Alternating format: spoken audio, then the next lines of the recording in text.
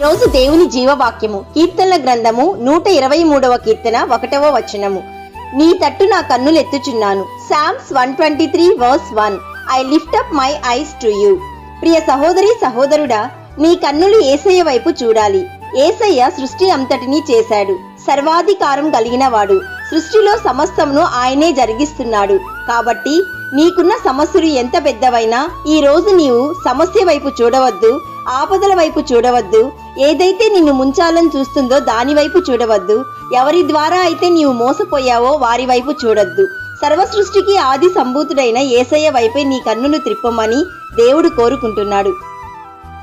కొన్నిసార్లు నీ సమస్యకు కారణం నీ హృదయమే అయి ఉండొచ్చు. కాబట్టి పరిస్థితులకు కారణమైన నీ వైపు నీవు చూసుకోవద్దు. ఆకాశమందు ఆసీనుడై ఉన్నవాడు సింహాసనాసీనుడైన దేవుని వైపు చూడు. యేసయ్య నీ కంటికి కనబడకపోవచ్చు, అయితే ఆయన సృష్టి అంతా వ్యాపించి ఉన్నాడు. ఆయన మాట వలనే సమస్తం జరుగుచున్నది.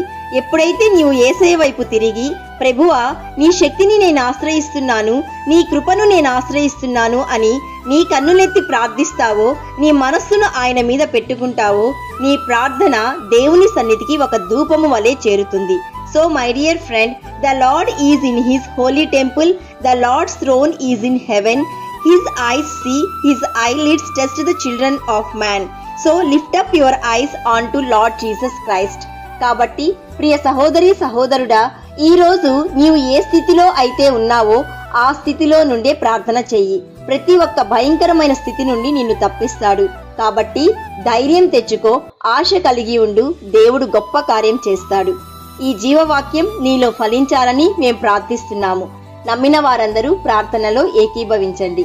యేసయ్య, ఈ రోజు మాకిచ్చిన జీవవాక్యమును బట్టి నేను స్తుతిస్తున్నాము. తండ్రి, సమస్తమును చేసిన వాడవు నీవే, శక్తి గలవాడవు నీవే. ఈ రోజు జీవవాక్యం వింటున్న ప్రతి ఒక్కరికి ఏ సమస్యలైతే ఉన్నాయో అందులో కృంగిపోకుండా మా జీవితాలను, మా కుటుంబాలను, ఉద్యోగమును, పరిచర్యను, వ్యాపారమును నీకు మహిమార్థకరంగా మార్చమని సర్వ సంపదలకు అధిపతి అయిన యేసయ్య నామంలో అడుగుచున్నాము తండ్రి. ఆమేన్. God bless you.